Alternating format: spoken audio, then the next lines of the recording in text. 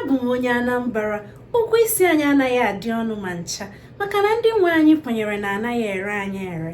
Abụ m onye Anambra. Kedụzi ndị nwe isi ofe ndị Igbo? Ofe onugbu. Ana amakwa n'aka. Abụ m onye Anambra. Anyị nwere obodo dị iche iche nwere olu dị iche iche, dialects. Bịa ka, bịa nka, bịa kana, bịa ebe anụnwa, bịa ibe. Abụ m onye Anambra. Eji ịgba mbọ, ịdị ike ọrụ, ịdị uchu nakwa inwe ọgụgụ isi eji azụ ahịa wee mara anyị. Kedụzi ndị nwe otu n'ime ahịa kachasị na mba West Africa, Onitsha Main Market? Anambra nụ.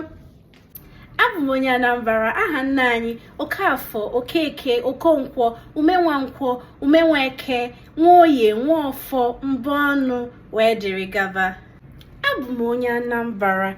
Ọ na-amasị anyị nke ukwuu ilu onwe anyị.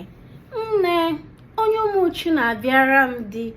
N'ezie, abụ m onye Anambra. Nwanne okwute ndị Igbo Peter Obi, Odeluwa Chimamanda Adichie, Chinua Achebe, Innocent Ataeze n'Okpo, Obi Kubana, Pete Edochie, Ongoro Gaba.